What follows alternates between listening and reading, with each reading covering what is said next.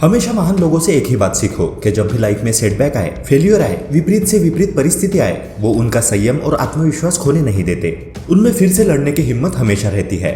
Zero से start करके फिर से बड़ा एम्पायर कैसे खड़ा किया जा सकता है, ये उनको अच्छे से पता होता है।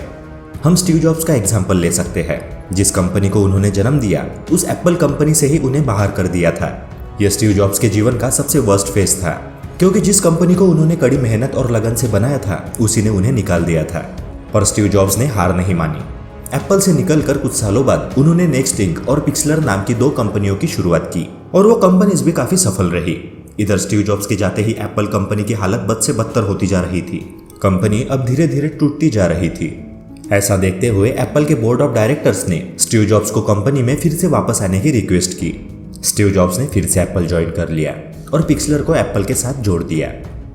दोस्तों, इतनी विकट परिस्थितियों में स्टीव जॉब्स की जगह कोई अन्य व्यक्ति होता तो वो टूट के बिखर जाता, पर स्टीव ने खुद पर अपना विश्वास बनाए रखा और अपनी काबिलियत अपनी सफलता से फिर से प्रूव की।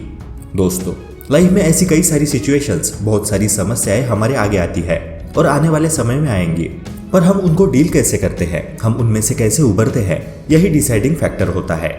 दोस्तों, जीवन में चाहे कितनी भी प्रतिकूल परिस्थिति आए, कितनी भी, उस समय मन में कभी भी कोई भी निगेटिव विचार आने मत देना। तुम जितने शांत और संयमी भाव से उस सिचुएशन को देखोगे, उतने ही इजीली तुम उस पर मात दे सकोगे। इसलिए स्थिर रहो, जो भी रियलिटी है उसे स्वीकार करो, आत्मविश्वास बनाए रखो और कुछ समय जाने दो। बद से बदतर परिस्थिति भी ज्यादा देर तक टिक नहीं पाएगी। तुम्हारा पॉजिटिव एटीट्यूड, वर्स्ट कंडीशन में भी हार ना मानने की क्षमता, पेशेंस और आत्मविश्वास ही तुम्हें जीवन में चैंपियन बनाते हैं। एक बात जीवन भर याद रखना, आपका फेल्यूर जितना बड़ा होगा, उतना ही बड़ा आपका सक्सेस होगा। लाइफ में फेल्यूर मिलते रहेंगे, पर हमारा काम है उन फेल्यूर से सीख लेना, खुद में नेसेसरी चेंजेस लाना और चलते रहना। हमें बस रुकना नहीं है, हमारी जिद ही हमें सफलता दिलाती है।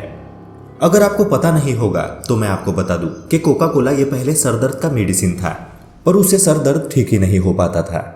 कोका कोला का ये फेल्यूर ही उनके इतने बड़े सक्सेस के लिए डिसाइडिंग फैक्टर साबित हुआ। सक्सेसफुल लोगों के आत्मचरित्र पढ़ो, उनके इंटरव्यूज देखो। सारे सक्सेसफुल लोग हमें एक ही बात बताएंगे कि सक्सेस फेल्यूर के बाद ही मिलता है। बहुत लोगों में इतना पेशेंस नहीं होता कि वो फेल्यूर झेलते रहे, इसलिए 1-2 फेल्यूर के बाद वो रुक जाते हैं और सक्सेस की राह को बीच में ही छोड़ देते हैं। पर किसे पता कि आने वाले समय में कितना बड़ा सक्सेस उन्हें मिल सकता था या मिलने वाला था, पर सफर खत्म करने की वजह से वो उनको कभी भी नहीं मिलने वाला।